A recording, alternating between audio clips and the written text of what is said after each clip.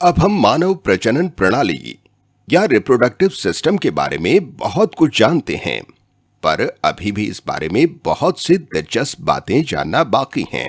आइए जानते हैं कैसे आप, मैं और हमारे दोस्त अस्तित्व में आए। पहले जो जानते हैं वो दोहरा लेते हैं।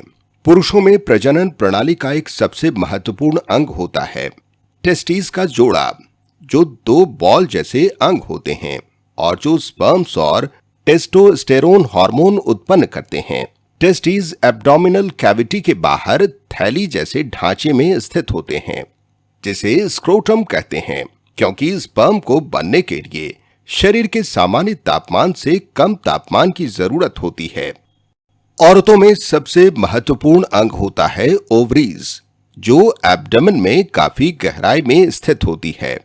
ओवरी मादा की प्रजनन कोशिका, ओवम और प्रजनन से जुड़े हार्मोन्स जैसे ऑस्ट्रोजन और प्रोजेस्टेरोन उत्पन्न करती है। चलिए अब प्रजनन की पूरी प्रक्रिया अच्छे से समझ लेते हैं। टेस्टिस में उत्पन्न स्पर्म एक पाइप जैसे ढांचे वैस डिफरेंस की मदद से पहुंचाए जाते हैं। ये ढांचा मूत्राशय या यूरिनरी ब्लैडर से निकल रही एक ट्यूब से जुड़ जाता है।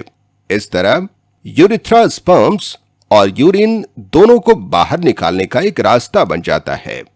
वैस डिफरेंस के रास्ते में प्रोस्टेट और सेमिनल वेसल्स जैसी ग्रंथियां उसमें कुछ द्रव्य मुक्त करती हैं। तरल पदार्थ होने की वजह से स्पर्म का बहाव तेजी से होता है और ये द्रव्य उसे न्यूट्रिशन भी देता है। अगर स्पर्म की बनावट की बात करें तो स्पर्म्स बहुत छोटी आकृतियां होती हैं, जिनमें मुख्य तौर पर जेनेटिक सामग्री मौजूद होती है और उसकी एक लंबी पूंछ होती है, जो उसे ओवा की तरफ बढ़ने में मदद करती है। इंसानों में औरतों की प्रजनन प्रणाली पुरुषों की प्रजनन प्रणाली के मुकाबले बहुत अलग तरह से काम करती है। जब एक लड़की पैदा होती है तो उसकी ओवरीज में पहले से ही हजारों अपरिपक्व अंडाशय या ओवा मौजूद होते हैं, और इसका मतलब हुआ एक औरत अपने जीवन में कोई नए अंडाशय उत्पन्न नहीं करती। किशोरावस्था में पहुंचने पर इनमें से कुछ अंडाशय परिपक्व होने लगते हैं। एक ओवरी में से हर महीने एक अंडा मुक्त होता रहता है। ये अंडे या ओवा छोटे कोशामय ढांचों के रूप में विकसित होते हैं, जिन्हें फॉलिकल्स कहते हैं, जो ओवरी में छोटे बुलबुलों की तरह दिखते हैं। ये ग्राफियन फॉलिकल्स होते हैं। एक ग्राफिकन फॉलिकल विकसित होकर एक द्रव्य से भरी खाली जगह बनाता है, जहां ओवम रहता है। जब ओवम परिपक्व होता है तो फॉलिकल फट जाता है और ओवम बाहर निकल आता है। ओवम का इस प्रकार मुक्त होना ओव्यूलेशन कहलाता है। सभी फॉलिकल्स ओवम मुक्त नहीं करते हैं, कुछ समय के साथ खराब हो जाते हैं और बेकार चले जाते हैं। पिट्यूटरी ग्लैंड फॉलिकल उत्तेजित करने वाला हार्मोन मुक्त करता है, जिसे ओवम का विकास होता है, और पिट्यूटरी ग्लैंड से ही मुक्त हुआ ल्यूटिनाइजिंग हार्मोन ओवम को मुक्त करता है, जिसे ओव्यूलेशन कहते हैं। ये अंडा एक पतली ओविडक्ट या फैलोपियन ट्यूब की मदद से यूट्रस में ले जाया जाता है। फर्टिलाइजेशन या निषेचन ओविडक्ट के अंदर ही कहीं होता है। स्पर्म्स और ओवा में मौजूद जेनेटिक सामग्री की बात करते हैं।